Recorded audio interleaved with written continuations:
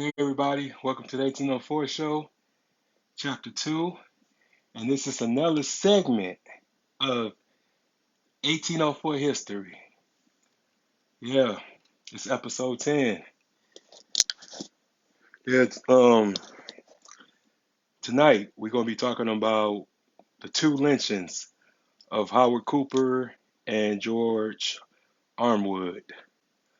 I decided to combine these stories because they're quite similar and wanted to, pay homage to the two young men who lost their lives back in the day.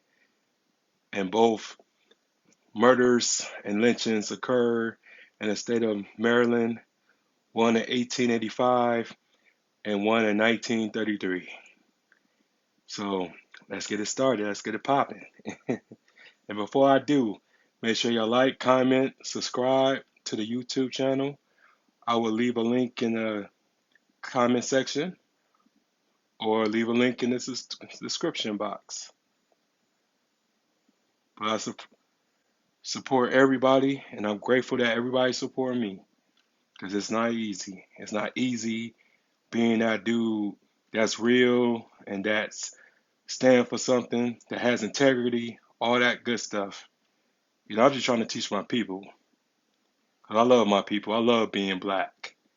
But you gonna have your haters. You gonna have your dumbass people, man, who just love to keep shit going.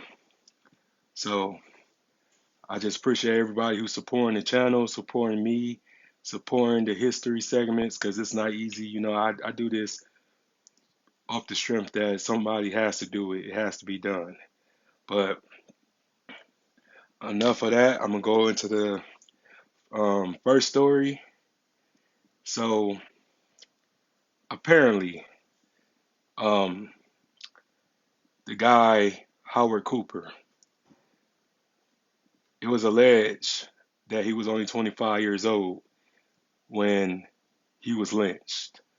But the truth is that he was only 15 years old.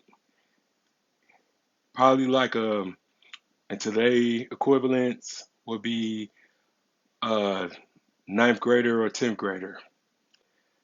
Just imagine, um, you mind your own business and a white girl come up to you, try to hit on you, try to kiss you or whatever, and then you refuse. So it's a fight goes on, and they say like you would never really know what happened, but apparently he refused her advances, and so she goes back home and to her dad, saying that a colored boy attacked me, daddy. So the daddy, let all his friends know, and then they form a lynch mob to go after Mr. Howard Cooper. So he um, avoided them for 5 days, and he hid out at this house, thinking that he can trust these people that allowed him to stay in their house. So he goes into like a barn or like a shed and hid. So the people that, the house he's staying at comes back with the lynch mob because it was a reward, and he gets captured and he gets put on trial for the alleged rape and an attempted murder of this little white girl. And the NAACP and the black people in the community raised money for him to get an affordable lawyer because the jury was all white men. So apparently he wasn't gonna have no fair trial in the state of Maryland. And just so happened before the people could turn the money in because they raised enough money to get him a lawyer, The judge found him guilty. Well, the jury of his peers found him guilty. 12 white men in a black man trial took a minute to find him guilty. So he was sentenced to death. A 15-year-old kid sentenced to death. And just so happened, um, he pretty much goes back to his jail cell. So they mad. You know what I'm saying? They want justice now. They want him to be punished for what he did. And 45 white men came to this jail cell, and he's scared. So he's hiding behind his mattress. And they grab him. They grab him, they beating him up, they take him outside, and they hung him in front of the courthouse. He never stood a chance. So he died right there in front of the courthouse, and his body was left. So hearing these type of stories really makes me mad, because we be so quick to turn on each other. We so quick to hate on each other. We so quick to kill each other. But yet, these type of white supremacists and these white men and this and that, they will work together to kill one of us. But niggas, we be so quick to hate on each other, do something to each other, envy each other, all that type of shit. And this dude was only 15 years old. Emmett Till wasn't the first child to get killed in no racial injustice. It's millions of stories like this. But yeah, people don't know their history. People don't take the time out to go to the library, check out a book, and read about these things. I found these things out just by YouTube, Google, books, all types of stuff. And I just sit back and think, like, he was just 15 years old. And then the next guy that I'm about to talk about, George Armwood, he was only 22 years old. Like I said, similar stories. He was accused of raping a white woman. But the difference with him was he was mentally challenged. He was pretty much mentally impaired. But yet he worked as a field worker. He was working for a white man and this and that. So he ran across either the white man's wife or a relative of the white man, and she accused him of a sexual assault. So they couldn't find the guy who did it. So he was a scapegoat.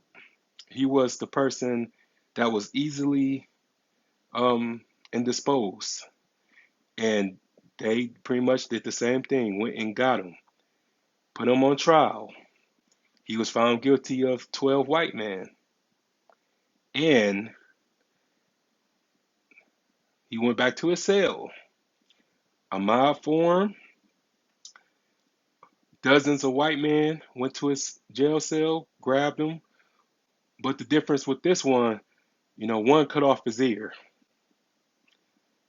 and held it up as a souvenir.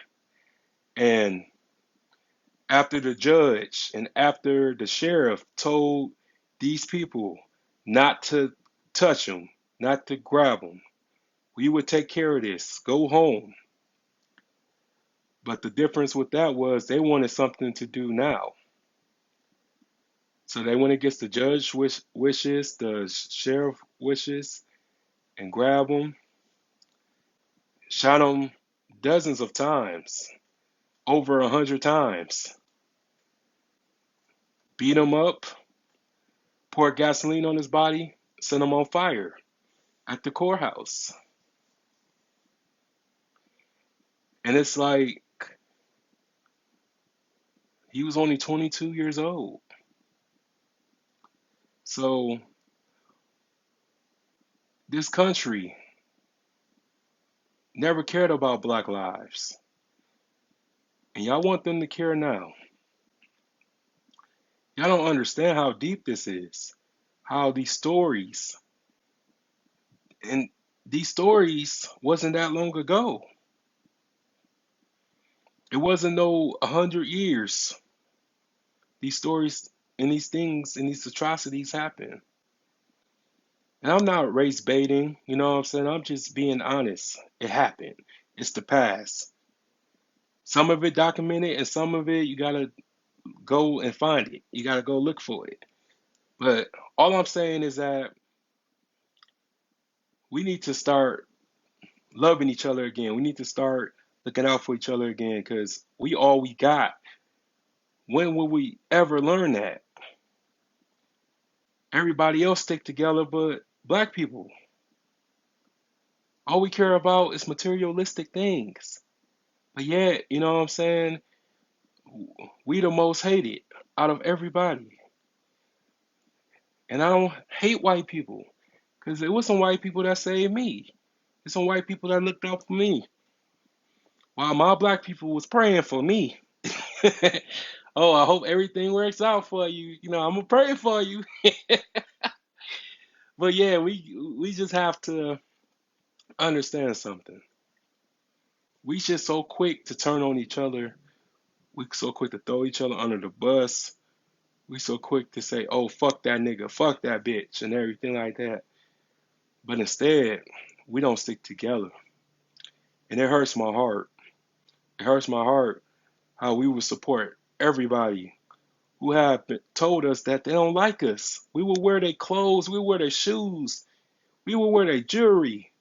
We will put money in their pocket before we put money in our brother pocket or our sister pocket. And these two men died for nothing. They died because of the color of their skin. They didn't do nothing wrong except be black at the wrong place at the wrong time. And a lot of y'all have children. You know, a lot of y'all have kids. Can you imagine somebody grabbing your 14, 15-year-old kid or your 21, 22-year-old kid and accusing them of rape and getting killed and get their bodies chopped up or burnt alive, and there's nothing that you can do about it. You know, and I understand that a lot of us went through a lot of trauma. We went through a lot of hell as people, but a lot of us gotta be held accountable, gotta be held responsible too.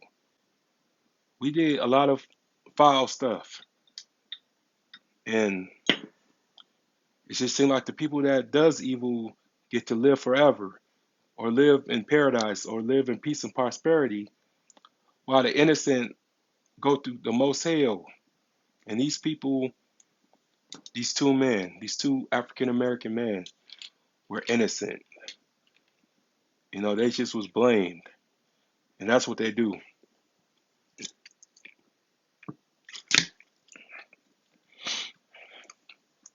Like we gotta do better, y'all. We gotta come together. We gotta be there for each other. We gotta love each other again because we at war. You know what I'm saying? Not no black versus white, but we are at war with our own people. You know, you got the older G's, the OGs against the young dudes, and you got the older women versus the young girls. You know, we at war amongst each other. We can't talk about, or we can't talk about or change what they do to us until we start changing our race a little bit, until we start calling things out. Because nobody wants to be the bearer of bad news and everything like that, but we have to fix each other. We have to help each other. We have to change a lot of things. We can't complain about one thing and then allow certain things to coincide. You know what I'm saying? Coincide. with each other, excuse me. So I just advise everybody um, to check out this story.